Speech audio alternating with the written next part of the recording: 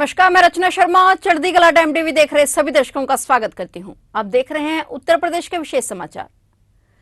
योगी आदित्यनाथ की सरकार कल गुरुवार को विधानसभा में उत्तर प्रदेश का पूर्ण बजट पेश करेगी। योगी सरकार की तरफ से दूसरे कार्यकाल का यह पहला पूर्ण बजट होगा। वित्त मंत्री सुरेश खन्ना ने कल विधानसभा में पेश होने वाले इस पूर्ण बजट को राज्य के लिए अब तक का सबसे बड़ा बजट करार दिया है। यूपी का बजट 6 करोड़ 10 लाख के करीब हो सकता है। इसमें नई योजनाओं पर प्रदेश सरकार का ध्यान रहेगा। नई योजनाओं को शुरू करने के लिए बजट में प्रावधान होगा। इस बजट में किसानों को सिंचाई के लिए मुफ्त बिजली का प्रावधान हो सकता है। इसके अलावा मेधावी छात्रों के लिए मुफ्त स्कूटी, 60 साल से अधिक उम्र की महिलाओं के लिए मुफ्त परिवहन का प्रावधान होगा। यह बजट नौजवानों को रोजगार देने वाला बजट होगा और इसमें महिलाओं को बेहतर जीवन देने वाले प्रावधान होंगे। उन्होंने कहा कि कोरोना संकट के बावजूद यूपी सरकार ने बेहतर फाइनेंशियल मैनेजमेंट किया है, जिसके बाद इस बार का बजट पिछले साल के बजट के मुकाबले ज्यादा बड़ा होगा और इनमें हर वर्ग के लिए सौगातें होंगी। उन्होंने कहा कि हमने लोक संकल्प पत्र में किए गए वायदों का भी अध्ययन किया है और इसको लेकर भी आपको बजट में बहुत कुछ देखने को मिलेगा।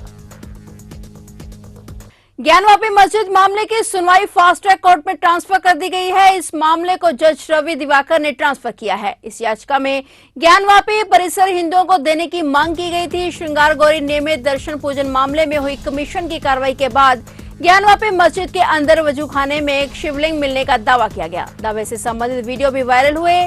मंगलवार को विश्व वैदिक सनातन संघ के अध्यक्ष जितेंद्र सिंह बिसेन की पत्नी किरण सिंह ने एक नई याचिका सिविल जज सीनियर डिवीजन रवि कुमार दिवाकर की अदालत में पेश की। याचिका में 3 महत्वपूर्ण बिंदु पर सुनवाई की मांग की गई। याचिका के मुताबिक पूरे ज्ञानवापी मस्जिद परिसर में मुस्लिमों के प्रवेश पर तत्काल रोक लगे। दूसरा, हिंदुओं को ज्ञानवापी परिसर में पूजा का अधिकार मिले और तीसरा महत्वपूर्ण बिंदु, दावे वाली जगह पर मिले शिवलिंग के तत्काल पूजन का अधिकार हिंदुओं को दिया जाए। आदि विश्वेश्वर के नाम से इसमें राज्य सरकार को प्रतिवादी बनाया गया है। ज्ञानवापी मस्जिद विवाद के बीच अब मथुरा के श्री कृष्ण जन्मभूमि केस में अब अगली सुनवाई 31 मई को होगी। इस मामले में कोर्ट में 7 छात्राओं और 4 वकीलों ने कोर्ट में याचिका दी है। लखनऊ के लॉ स्टूडेंट व वकील शैलेंद्र सिंह की याचिका पर सुनवाई हुई, जिसके बाद मामले में अगली तारीख तय की गई है। इस बीच शाही ईदगाह मस्जिद से जुड़े मामले में मुस्लिम पक्ष के वकील ने सिविल कोर्ट में एक बड़ी बात कही है। उनका कहना है कि साल 1968 के पुराने समझौते पर श्री कृष्ण जन्मभूमि मंदिर ट्रस्ट को कोई आपत्ति नहीं है। यही नहीं, उन्होंने ये भी कहा कि इस मामले में बाहर के लोग कोर्ट में याचिका दाखिल कर रहे हैं। मुस्लिम पक्ष के वकील तनवीर अहमद के अनुसार मथुरा मामले में कई याचिकाएं कोर्ट में दायर हो चुकी हैं। उन्होंने कहा कि जिला जज ने इस मामले को सिविल कोर्ट में ट्रांसफर किया है, क्योंकि इससे पहले बिना सुनवाई के ही मामले को खारिज कर दिया गया था।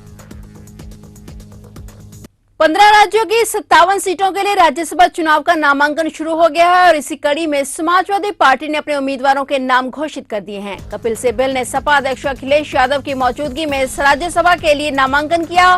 नामांकन के लिए बाद ही कपिल सिब्बल ने कहा कि उन्होंने 16 मई को कांग्रेस से इस्तीफा दे दिया था। अब वह कांग्रेस नेता नहीं है, वे निर्दलीय उम्मीदवार हैं। वहीं सपा अध्यक्ष अखिलेश यादव ने मीडिया से रूबरू होते कहा कि कपिल सिब्बल खुलकर अपनी बात रखते हैं, वो वरिष्ठ वकील हैं, इसलिए सपा ने उनको समर्थन दिया है। अखिलेश ने कहा कि यूपी सरकार ने केवल नफरत ही बढ़ाई है, यूपी में कोई बड़ा निवेश नहीं आया है, साइबर क्राइम की घटनाएं बढ़ी हैं।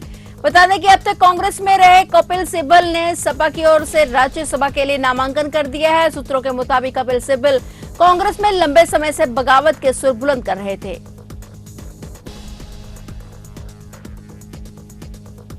समाजवादी पार्टी के अध्यक्ष अखिलेश यादव और चाचा शिवपाल यादव के बीच दूरियां इस कदर बढ़ गई हैं कि वे विधानसभा में साथ भी नहीं बैठना चाहते हैं। इसी कड़ी में शिवपाल ने विधानसभा अध्यक्ष सतीश महाना को पत्र लिखकर अपनी सीट बदलने की मांग की है। शिवपाल ने विधानसभा अध्यक्ष से अनुरोध किया है कि उनकी वरिष्ठता को देखते हुए नई सीट दी जाए। बता दें कि इस बार सभी विधायकों की सीट तय की गई है। शिवपाल यादव की सीट सपा विधायक मनोज पारस और अब्दुल्ला आजम के साथ है। शिवपाल यादव ने समाजवादी पार्टी के सिंबल पर चुनाव लड़ा था, लिहाजा वे समाजवादी पार्टी से विधायक हैं। ऐसे में उन्हें समाजवादी पार्टी के विधायकों के साथ सीट दी गई है। शिवपाल यादव की सीट नेता प्रतिपक्ष अखिलेश यादव के पीछे वाली सीट से है और शिवपाल ने सीट बदलने की मांग की है।